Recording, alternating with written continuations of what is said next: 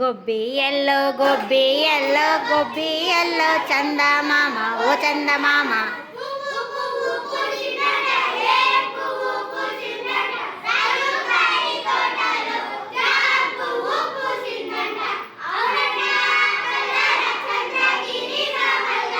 గొబ్బి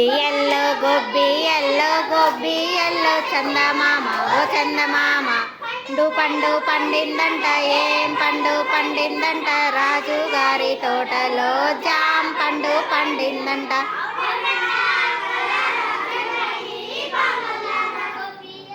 గొబ్బి yellow